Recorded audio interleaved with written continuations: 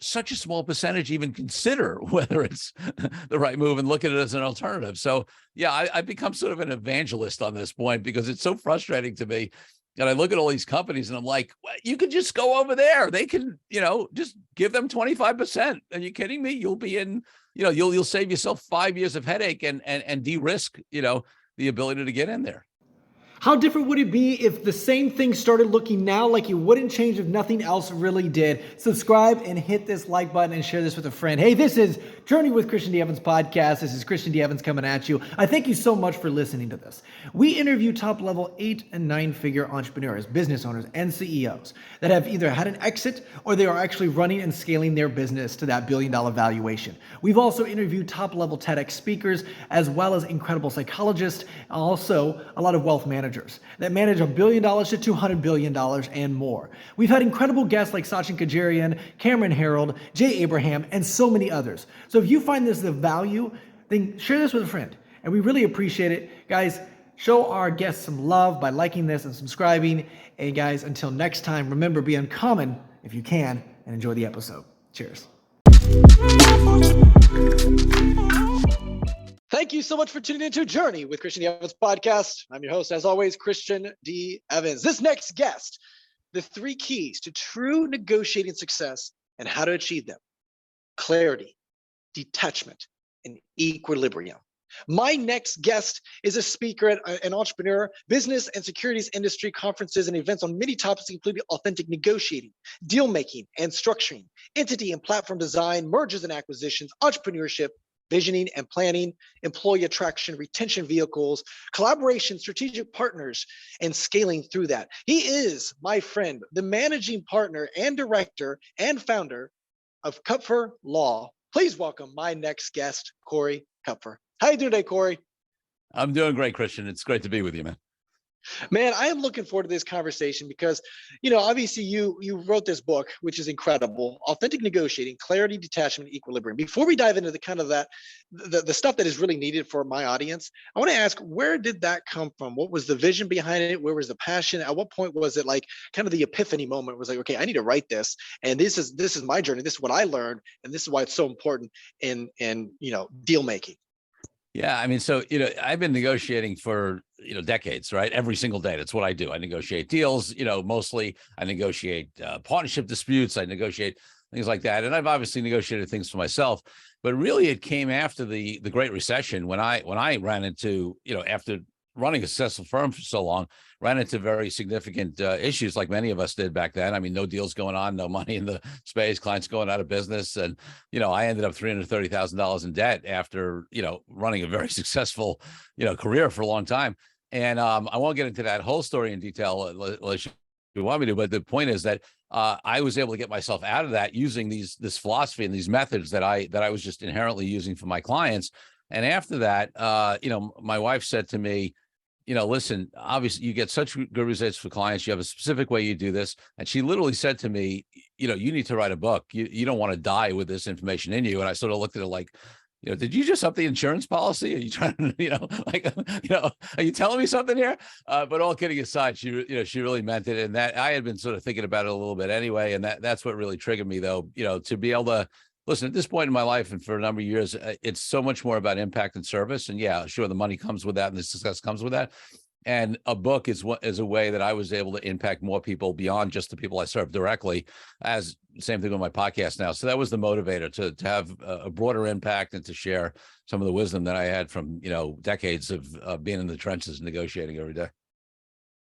Well, what I find so interesting about law, and I want to get your perspective on it, because in college, you are taught everything about legal and how to think about it and everything like that. But there's like, what I've noticed more than anything after I talk to some individuals that are in the, that take some of these, situations to trial, there's a lot of sales, there's a lot of negotiation, there's a lot of storytelling, and really making sure that you can perceive or share the juror and making sure that they buy into what you're selling, which is, your client or defending or whatever that may be, whatever that situation is.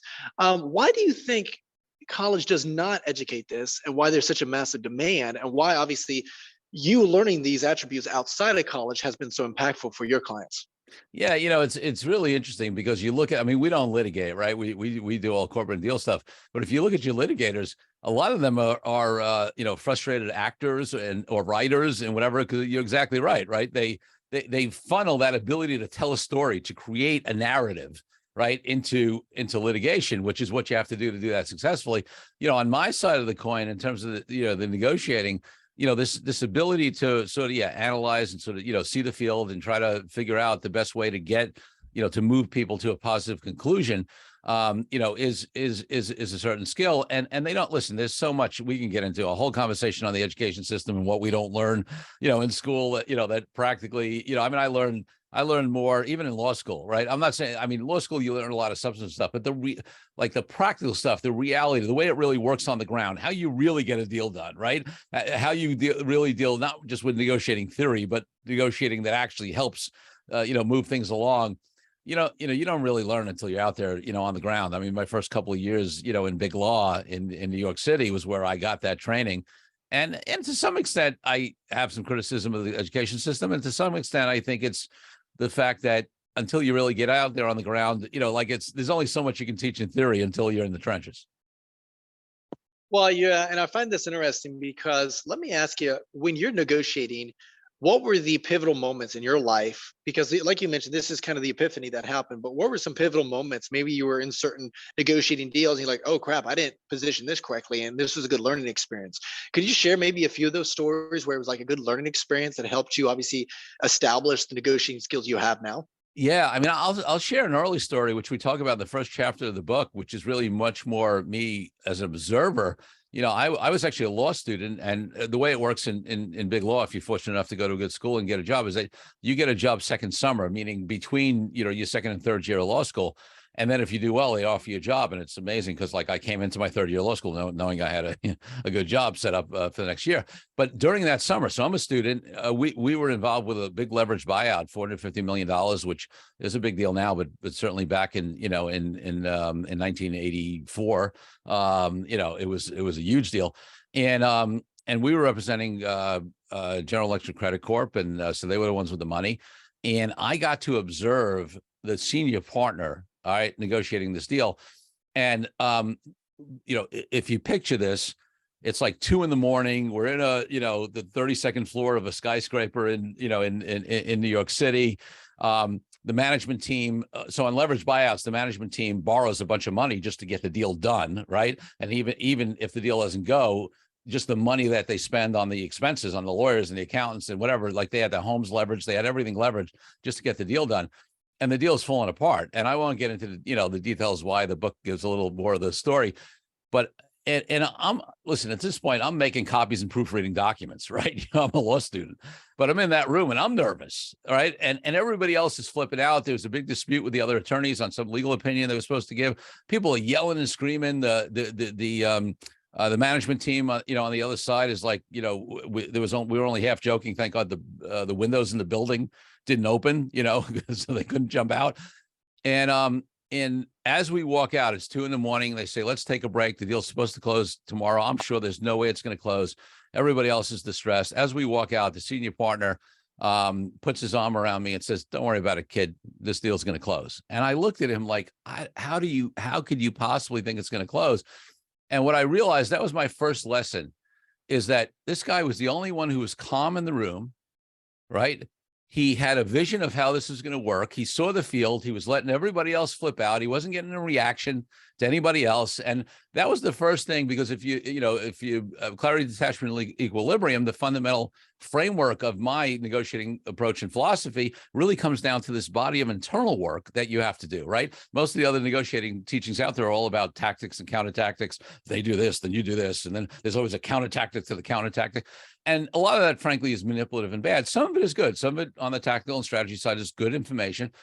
But the bottom line is, if you can't manage your state, if you can't come in with that clarity, that the ability to be detached to the outcome, the ability to stand back and see the field, not get triggered, not get, your emotions coming up. I don't care what kind of strategy or tactics you put on top of it, you're not going to be successful. So that example with that senior partner at that early stage, and he was an interesting guy. Like he wasn't a mentor in the way he was an unconscious competent. He was masterful at it, but never could teach you. It couldn't give you the steps of it. You just had to observe him. And so that was the first thing I said, wow, look at this guy. He was the only one that wasn't flipping out. He was the only one that wasn't letting his emotions get him. He was the only one who was calm. And that was the start of developing my own philosophy around negotiating. And I'm so glad you're bringing this up, because this is what I find so interesting about like sales, or about like really, investing, or whatever it may be, like whatever you're trying to do, whatever vertical you're establishing, whatever business, it's about that human behavior, human psychology, and being able to one, overcome that yourself, but then also read it accordingly. So let's unpack this a little bit further. Okay, Corey, when you're in that room, because I think to me, it's almost like you can effectively deploy certain emotions for a response that you want to gravitate toward, right? To facilitate an environment that you want to establish, right? But also there's certain, personalities or behaviors that you want to also facilitate to calm everybody down. Yes. What does that look like? What help us unpack that a little bit further strategically, how to control it, but also to how to read the room accordingly and identify, okay, hey, this is where we're going, and think, and playing chess. Yeah, I mean, so listen, at a base level, and I'll tell another story that seems to contrast what I'm talking about here, but it goes to your point. So, at a fundamental level, I did some personal growth work at one time where they had this course called the Wisdom or the what was it? It was I think it was Wisdom and Warrior, and and the bottom line is the message of it was that day to day on a basis you should be walking in this place of calm, of wisdom, of connection, right? Of a wizard is what they call it, like as the wizard, right? But you should always be able to have warrior available, right? The problem is too many people live in warrior. You can't live in warrior, right? That's a problem, right? You want to live in wizard. You want to be connected. You want to be grounded. You want to be able to listen. You want to be able to take in information. You don't want to live in reaction. And the same thing is true in negotiating, but you have to have that warrior that you're able to, pull out when you need it. So I'll give you one other story. So this was much later in my career. In fact, my wife and I now for the last 7 years we're originally from New York. We have a place in the New York area. We also have a place in Southern California now. And it was about, so we've been here 7 years. So maybe it was 8-9 years ago. We came out to Santa Monica, California to rent a place for a month to see whether, we wanted to live here and test it out. And the place happened to be set up where it was 3 levels, and my wife was using an office on the 2nd floor, and I was using a space in the living room downstairs, and we were working. And there was this sort of overhang, and I'll tell you the reason I'm setting up this this lesson on the physical. But there was this there's this place where she could look down from that level into where I was working. And I'm on the phone. We're negotiating. This happened to be a big wealth management team who was one of the original wealth management teams that helped put together what became a very, very big platform and firm. And they were looking to get out and leave, right? And the owner of that firm was known as a real tough guy to deal with. And so I'm on the phone, and I'm negotiating. He has his attorney on the phone, but he's the kind of guy that's not letting his attorney talk. He's going to take the lead, right, on the negotiation, and I'm taking the lead on behalf of my clients.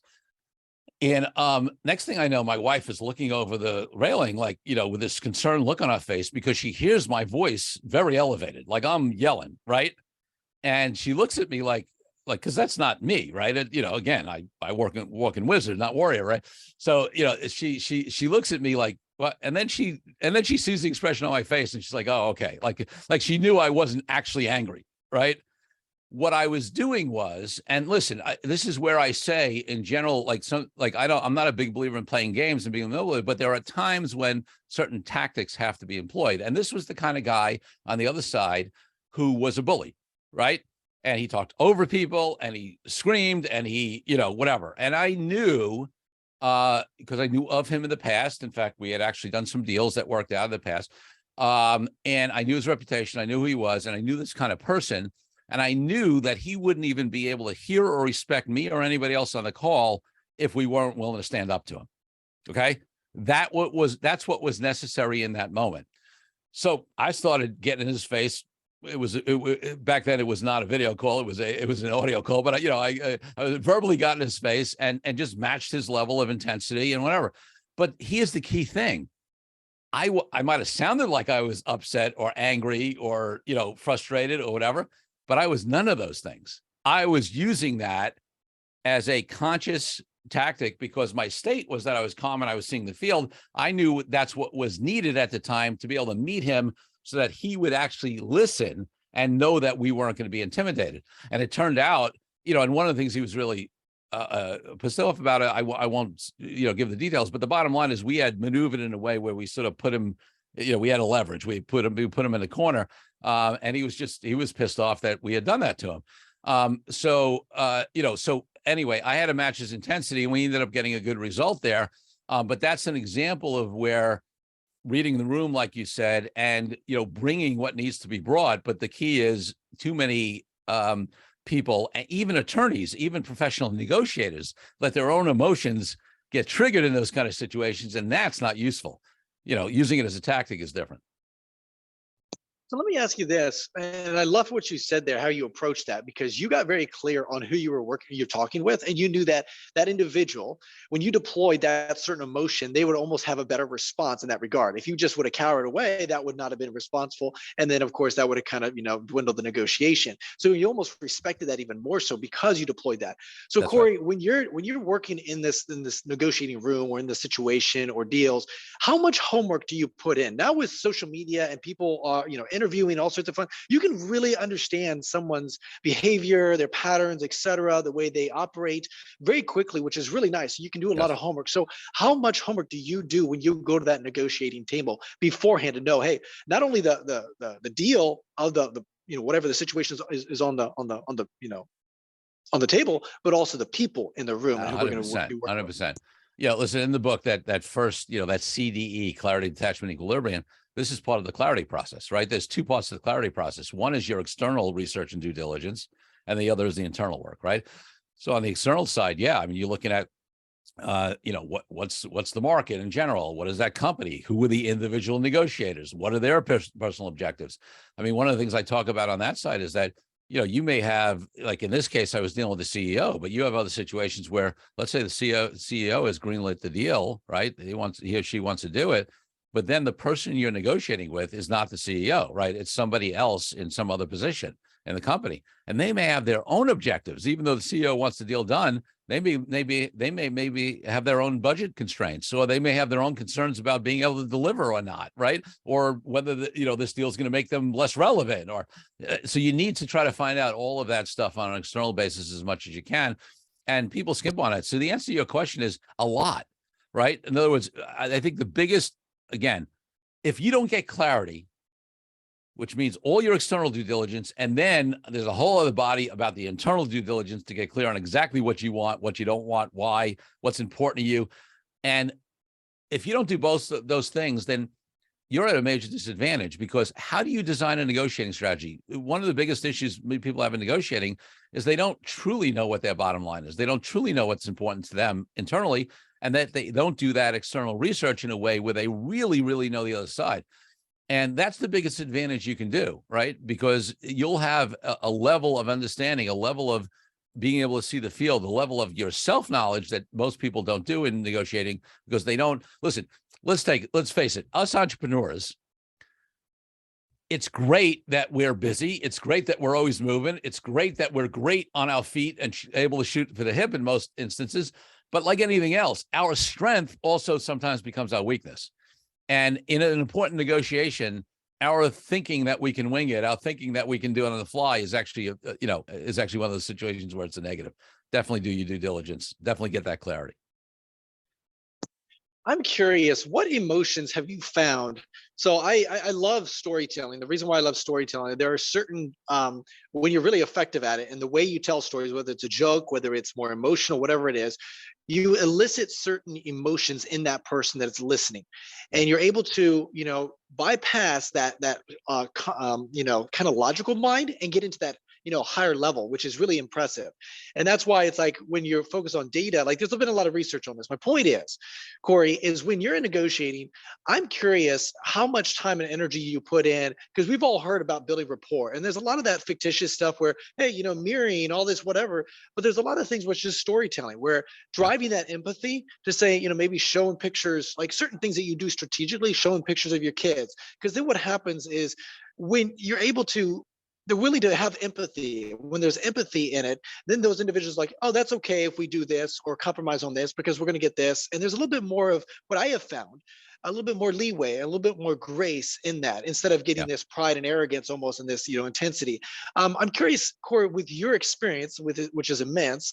I just want to get your perspective on that. What other emotions have you found have been very effective that everybody should be aware of when at the negotiating table? Yeah, I mean, so let's take a step back from even that, which leads to that, which is I believe that the context you create around everything is really, what counts, right? There's a story that's gone around for a while about some admiral or general or whatever that gave a commencement speech that talked about making your bed every morning and how that sets you up to be, and what people don't realize, and I've had this conversation with people, is that it's not about making the bed or not making the bed. It's about the context that general created around making the bed and what that means in terms of how you're starting your day in a positive way, putting things in place, whatever, right? I can have, and I frankly do have, a powerful context around not making my bed most time, which is that I only do the highest and best use things. I only do things that are highly leveraged, right? And move. And that 5 minutes I can take in the morning, I can spend better on another time, right? That's an empowering context for me. So the only reason I say that is because, in a negotiation, what you're talking about, right? Even showing the pictures of the kids, that way to connect. What's underlying that is if it's authentic, if it's not just a false tactic, is this context of saying, hey, we should know each other, we should be connected, right? And if you look at most business deals, not all of them, but most business deals, many business deals at least, are either the start or the continuation of an ongoing relationship. Right? You're going to do a strategic alliance, a joint venture. You're going to raise capital. You're whatever it is, you're going to buy a company. The employees at least are going to stay on, even if maybe one of the owners is exiting. Right? There's always an ongoing relationship. So if you understand that, that's a context, right? So if you understand that context, then you want to understand people. You want to get connected to them. You want to understand what their motivations are. That's one of the best ways that you can figure out how to get a negotiation done, right? And because it's very often part of it, start of a new relationship or continuation of existing relationship, it's just not smart for me to beat you out in a negotiation, right? To beat you down, because then the whole rest of the relationship, maybe you will accept that because you don't have leverage, or because you're desperate, or because the scarcity, or you don't want to walk away. But then the whole rest of the relationship, first of all, you're not going to be at your best, and you're going to be looking for ways to get it back, right? Whether that's doing less or finding ways to get more money out of it, or whatever it is, right? So it doesn't make sense. So the reason I give that first is that if you go to the emotion you're trying to evoke first with no context, then most often it's really a manipulative tactic, right? But if you do it in the context of something that's true, that's pure, that's really intentional, like, hey, we want to build a great business together going forward, right? We want to have a great partnership with our investors.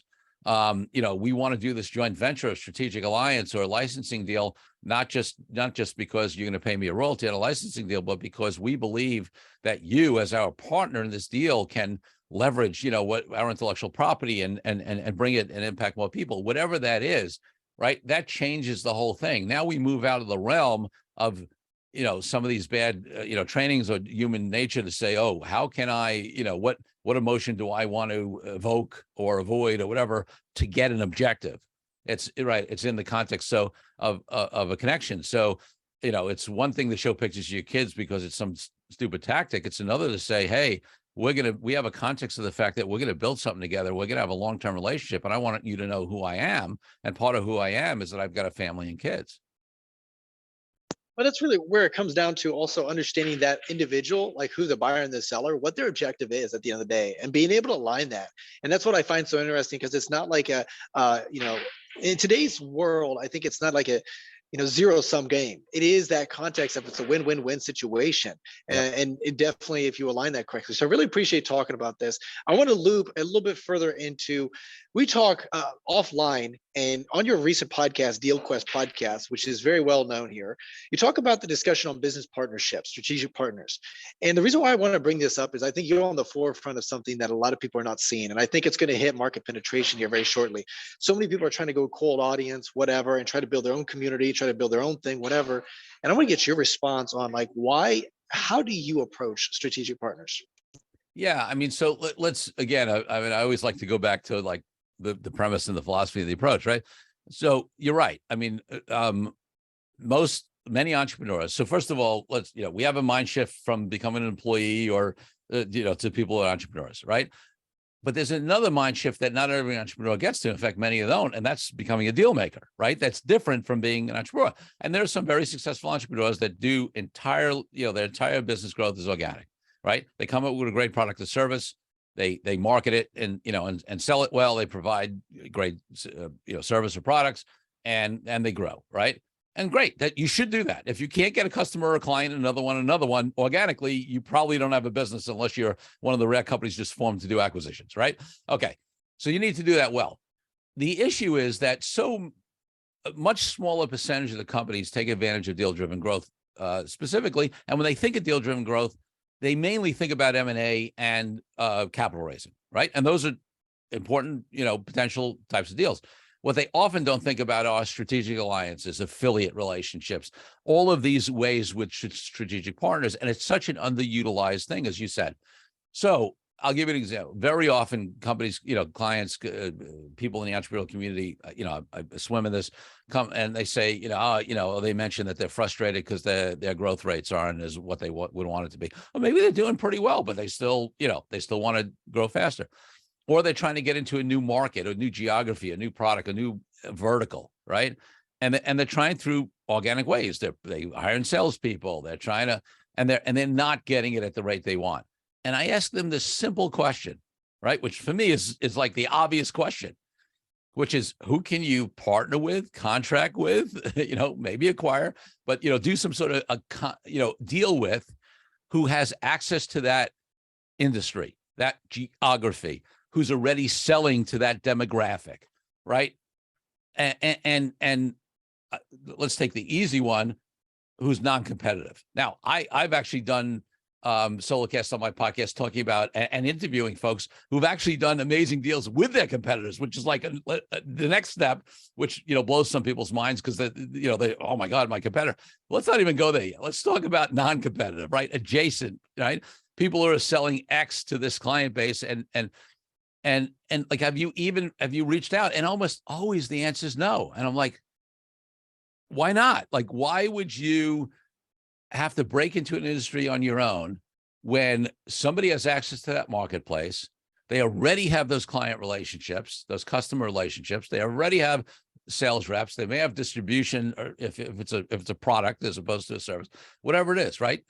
And what you're underestimating on organic growth is, right, one of the biggest metrics on organic growth is cost of customer acquisition, right? Whether you're doing online marketing to get that, whatever you're doing, right? You should be tracking your cost of customer acquisition. Well, whatever percentage that is, you could very well give that, sometimes less, maybe a little more, who knows, but you can give a piece of the revenue to somebody who already has access to that. You're still going to keep the majority of the profit on that deal. And you have no cost of customer acquisition. And the level of acceleration, the rate of penetration, right, into that industry, into that vertical, into that geography, whatever it is, it's going to be so much higher. Now, listen, I'm not saying this is the right move for every company, but what I'm saying is that such a small percentage even consider whether it's the right move and look at it as an alternative. So, yeah, I've become sort of an evangelist on this point because it's so frustrating to me. And I look at all these companies and I'm like, well, you could just go over there. They can, just give them 25%. Are you kidding me? You'll be in, you'll save yourself 5 years of headache and de-risk, the ability to get in there. So. Well, let me ask you this, because I've been in this situation where I have connected with some people that I want to build partners. And I know, like, sometimes you have to be one of the first ones to take action, right? In which I mean, like, hey, I'm going to go ahead and open up my ecosystem, my Rolodex, and obviously refer some people over to you in good faith, right? That hopefully I'll get a return as well. Now, I understand this concept of adding value, but also at the end of the day, we do want to make sure that it's a synergistic relationship, right? Because obviously, if it's just linear one way, it's not going to make sense financially for both, right? And for me, my incentive for you keep sending you these individuals, maybe not the best unless I get some sort of referral fee, et cetera. So my question, Corey, is maybe having that conversation, because what I've discovered is that you and I get it because we're on the same page. But I think a lot of business owners, they may think that, but very few are willing to open up that Rolodex and take that action. And you and I were willing to do that, but we Mhm. sometimes may not. And I think a lot of our listeners may be in that situation where they were working with someone, but for some reason, you get one or two every year or something like that from that individual. And obviously, that they're working at a very high level with some amazing audience or clients or potential clients that you want to work with. So how do you approach that conversation to ensure, hey, there's a good synergistic long-term relationship? Yeah, I mean, listen, there's a lot I can say on that. One is about nurturing relationships, right? I mean, the problem is if we want a long-term relationship that is mutually beneficial, we can't be transactional about the relationship. And by the way, that's true even if I mean, it's interesting for me as a lawyer because I cannot share my legal fees ethically, right? So I cannot pay somebody to refer me business. So I have no ability to do what a lot of in that business. Now I have other businesses, my speaking, training, consulting company. I can do that. I have other stuff that I'm involved in, but it's interesting because it really raises the question of how do you keep those relationships with referral sources, centers of influence, whatever, when you can't, like, I don't have the easy way to pay them and just make it an economic reason they would stay with me. So I've got to figure it out. And um, like anything else in your business, this needs to be an area that you focus on, that you have systems around, that you have a program around, right? Whether it's, regular lunches or playing golf just to keep their relationship, whether it's phone calls, whether it's a way that you make sure that the referral sources center of influence knows that like, for example, we do a lot in financial services. We have a lot of clients in wealth management specifically. We get a lot of referrals from like Schwab, Fidelity, Pershing, right? Some of the custodians in the independent RIA space. All right. I don't pay Schwab anything for those referrals, and they say, as an example, and they send me a huge amount of business, right? And it's not the owners of Schwab, it's the business development officers, right? The people who are selling, trying to get these people to leave Merrill Lynch, Morgan Stanley, UBS, whatever, go independent, and then bring their assets to Schwab or Fidelity's platform. Well, so what do I do for them? One of the things is I am a resource for them. So if they are pitching a team at Merrill Lynch or Goldman Sachs or Morgan Stanley to go independent, I'm available for them, no charge, right? If they want to get me on the phone, because one of the things, I'm just giving a specific example, you can apply it to your own situation, but one of the biggest objections or concerns that these folks get, the BDOs, the business developers, the salespeople, of people trying to get people to leave the big brokerage firms and go independent so that they'll bring their assets to the independent custodian, Schwab or Fidelity, is they're afraid they're going to get sued by the big boys, right? How do I get my clients without getting sued? Well, if I can get on a phone call and tell these folks that we've done hundreds and hundreds of these, we have ways that if you follow us, you're, I mean, obviously we can't guarantee it, but I can tell you, I can count on my fingers out of hundreds how many people have ever gotten sued, and it's usually because they've done something stupid. I can give these folks that comfort. Now, what does that do? That helps these BDOs in their sales process. That helps them get by an objection, which they don't really have the capacity, because they can say, oh, listen, it'll be fine, but they're not the ones who handle it. So I provide them value in helping to close, right, these clients. And then, of course, right, then they refer them to me. So that's just one example of how you consciously need to provide value to folks on a long-term basis. And it's got to be, on the one hand, you're balancing two things that you said. It can't be a quid pro quo. It can't be transactional. It can't be, oh, you sent me a referral, I'm not going to, or I sent you a referral, I'm not going to send you another one until you send me one, right? You got to take that long-term view. You got to trust it's going to come back. Now, obviously, there's a point at which, and most people feel, if you're taking care of them, you're helping them out. Most people really will keep you top of mind and reciprocate. Having said that, every once in a while, you run into somebody who's just in it for themselves and whatever. And when you determine that, you cut that relationship off. But my default is not to assume that. My default is to assume, because I think it's true, that most people who you build a relationship with and you service and you provide value to are going to look for ways to get it back to you directly or indirectly. I love what you're saying there. And I think I really appreciate you unpacking that whole situation, because it's like you're thinking in your law firm, thinking long term, right? Because yes, you're not making money or transactional money on the front end with that relationship, but long term, the outcome of what is going to happen. Hey, you add value to that individual, you help them close. They're naturally going to be like, well, thank you, Corey. Here, by the way, here's this individual that probably needs legal help anyways. And there's that natural journey.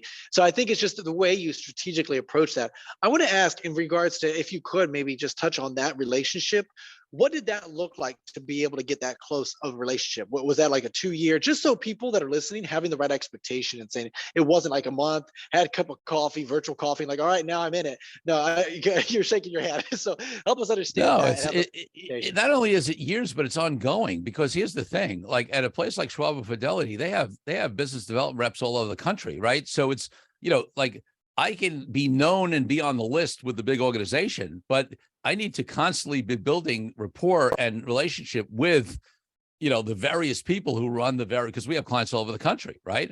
I mean, I had just had lunch with a couple of guys, from one of the custodians, the other day, one of whom I'd known for a long time, but sort of like, we both hadn't connected for a little while, and one of whom I just met, right? So not only is it a long-term play, but it's an ongoing, right? You can't assume once you're in, especially at a big company, because people come and go, and also because there are a lot of different people. So I still haven't fully tapped. I've got some very key relationships that send me a lot of business from these custodians, various places, but there's probably as many BDOs out there that I don't have a relationship with that I could still, form a relationship with, who have influence over this kind of things and are referring to other attorneys still, right? So I'm always working that, to try to build more and more of those relationships and provide value, and have those people understand how I provide value to them beyond what maybe some of the other, attorneys in the space do. I've seen some, and I'm glad you brought this up. I've seen some partners and referral like systems, and it's the quantity play, right? Where, hey, you know what? I know a part of my partners will give me maybe one or two, and you anticipate that that's kind of the referral base every quarter or whatever. And so it's a quantity. Or some I've had, but like me personally, I've had some where they've opened up their network and they've given me, 10 a month or 10, That's right. 15, because it's a very, very synergistic relationship. What is your approach? Is it more that quantity, like you mentioned? Is it more like, hey, I'm having these conversations, I'm just always having conversations? Or is it more like, I'm going to find that one big whale that I know it's going to be long term and, consistently Yeah. build that out? What does Well, that look like? listen, we spend most of our time nurturing the folks that we're connected with that are going to send us those 10 or 15 as opposed to the one or two, no question, right? And I'm also looking to expand and try to find more of those, right? But so when I say that, like in the example of these business development offices, that I'm looking to meet more of them, it's not because I'm looking to meet 20 of them, right? It's because I'm always looking to find that one more that's going to be that close relationship. But I'm spending much more time, right, nurturing and serving the ones who I know are those great connections, because like you said, I mean, that is usually the math, right? You're talking about somebody who's sending you, 15, referrals, as opposed to somebody who will send you one or two. Now, if you need 15 or 7.5 people who send you one or two to make up for the one guy or gal, right, who send you 15, right? So, and also, listen, here's the other thing about it. I don't believe that I or anybody else is meant to work with everybody, right? If you are smart, and people talk about this in the marketing world, the positioning world, where they say, you need a unique selling proposition or a value proposition. And that's all true. But again, I always go into the deeper conversation.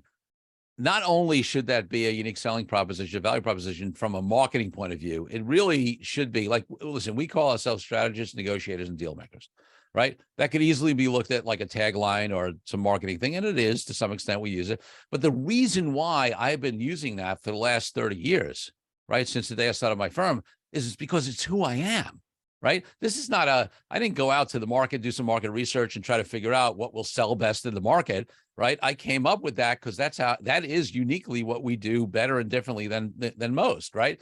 So it's an integrity. It's it aligns with the truth of who I am and the value we provide.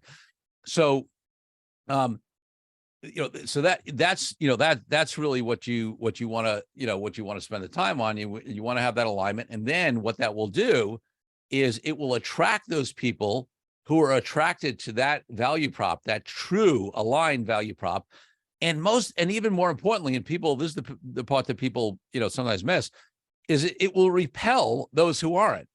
And that's actually at least as important as the fact that you attract the ones that are, because you don't see, if your value proposition is not clear, you're going to have to sift through a lot of unqualified prospects, and you're going to have to spend time with a lot of folks that may not be aligned with your values or vision, or are going to be transactional, or only going to send you that one referral. And that's a distraction, right? So if you the more clear you are on your value proposition, who you are and how you operate, right? I mean, listen, there are people, I talk about the tough internal work and a lot of what I do. There are people who don't want to go there. Great. You know what? Opt out. Opt out. It's good. I don't have to spend time with you. You're not ready or aligned to work with me. Go work with someone else who's more transactional or is not going to force you to do or have you think, whatever it is. And again, I'm not saying this like it may seem like it's judgmental. It's not. It's just that there's a beauty in attracting and working with those who are closely aligned. And by the way, that's where you get from the 1 or 2 to the 15, right? Those are the people who are going to send you more because they're really aligned and they get who you are. They like how you operate. They trust you, with their clients and customers. They know that you're not going to embarrass them. But even more than that, they know that there's an alignment in the way you work and the way they think and the way they work, so that they're going to become raving fans and big referral sources. And the other folks, you're not going to have to waste time with. See, this is why I love this. And it's so funny because I've heard so many individuals, definitely in the sales world specifically, where it's like referrals are dead and blah, blah, blah. And the reality is only if you're doing it wrong. That's what Right. I have to say, And yeah, I mean, you just proven the point of like, yes, you can be very effective. You can blow up a business to 8, 9 figure just through this. And you and I know, Corey, from experience, when you get a warm intro, the conversions are so much better. Definitely if they're already postured, because like, hey, guess what? If you're looking for XYZ product or whatever, I know someone that's already very familiar with that. And I know, like, and trust that. And so again, the conversion is so much easier because it's just a walk in the park. I want to ask you a little bit about negotiating those partnerships and referrals. So there's a lot of people always think, when you get the referral, it's just like a fee or whatever. I have negotiated this in a variety of different ways. One, I'm either getting a free service, basically, if I consistently give them XYZ people, which is perfectly fine. I've negotiated where it's like referral basis or equity or whatever. It's very interesting. I love it because, again, it comes down to negotiation and the creativity of it a little bit. But I want to get your response. Like, what's your go-to? Is it more of a referral fee, or is it really contextual, or what is your perspective in that regard? Yeah, I mean, listen, let's talk about for my clients, right? Because there's a broader range of industries and ways we do it. There's here's the key thing: there's no one go-to, right? What you want to do in deal making, creative deal making, and this is the problem with some advisors, lawyers, whatever in the space, is that they sort of figure out they know how to do a certain deal a certain way, and they try to fit everything into that box. The best deal makers, right?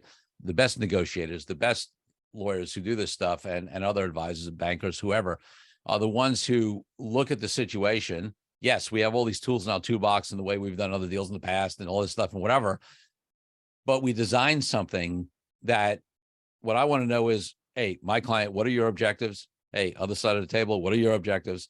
Right. And we decide something to meet those objectives. And it may look like something we've done in the past. It may look like some combination of things we've done in the past. It may look like something we haven't done in the past.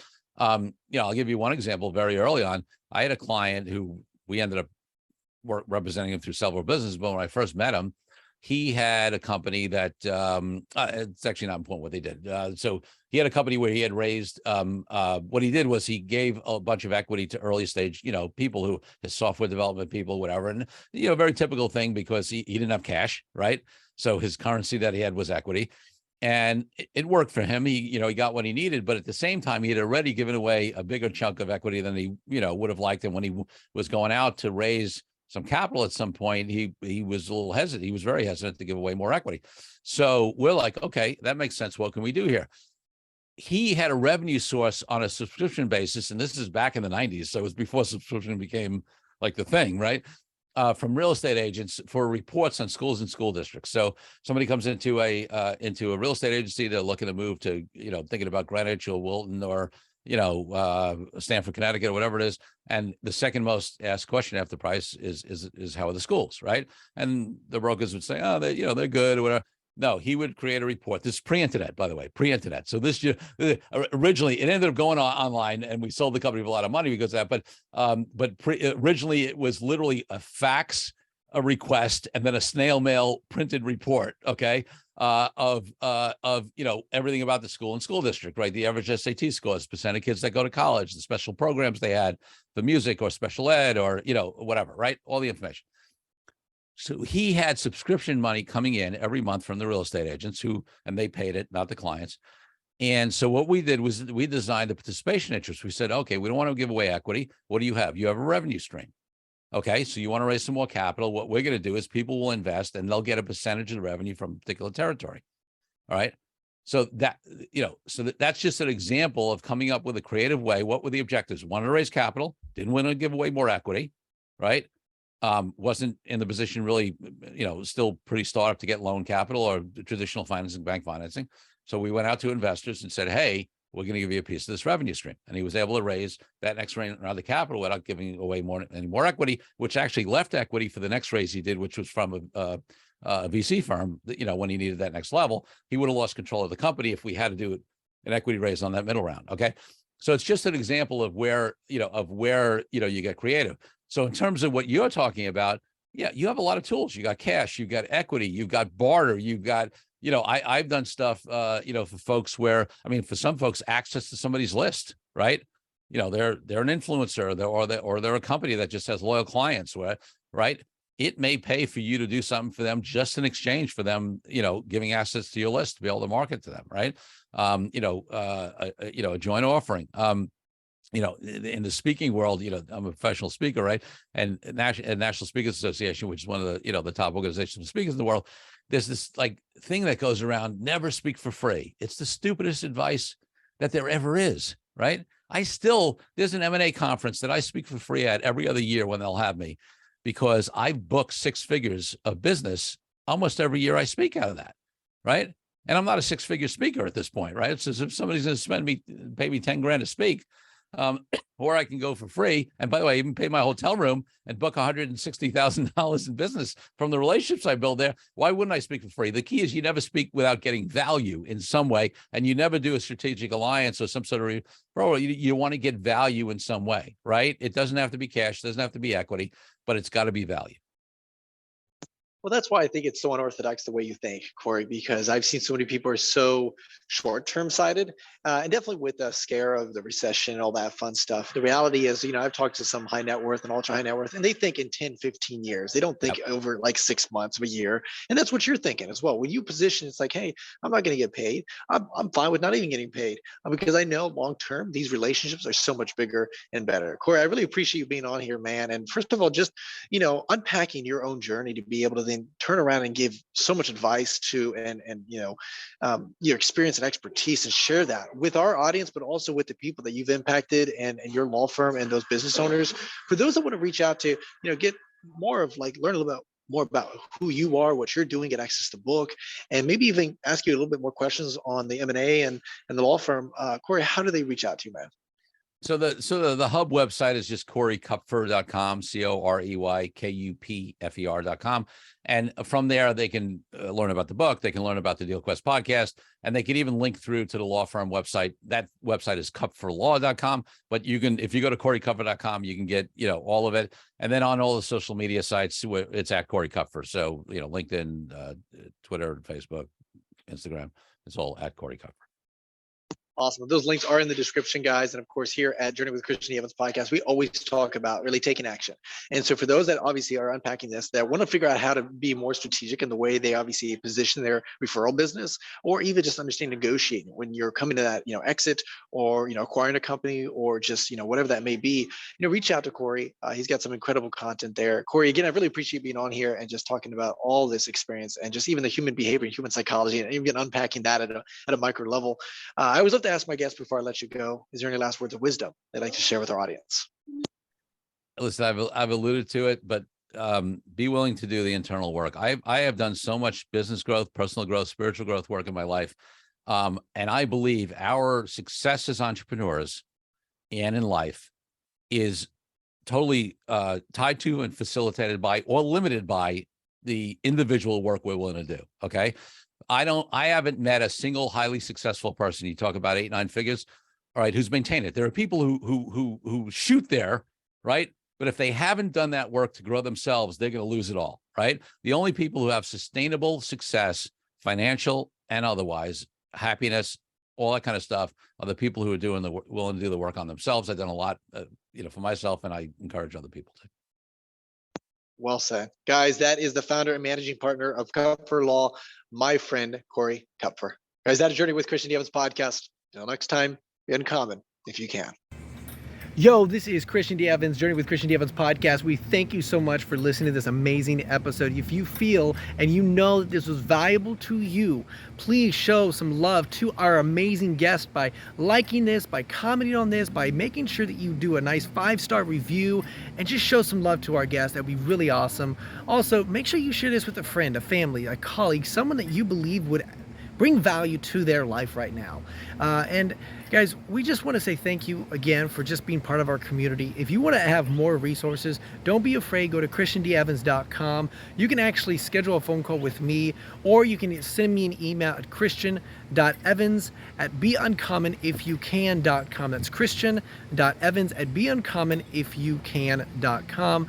Always love to hear some feedback and let me know what is the number 1 or 2 things that you are struggling in your business and your life, and we'll make sure we have those conversations. Guys, that is Journey with Christian D. Evans podcast, and until next time, remember, be uncommon if you can. Cheers.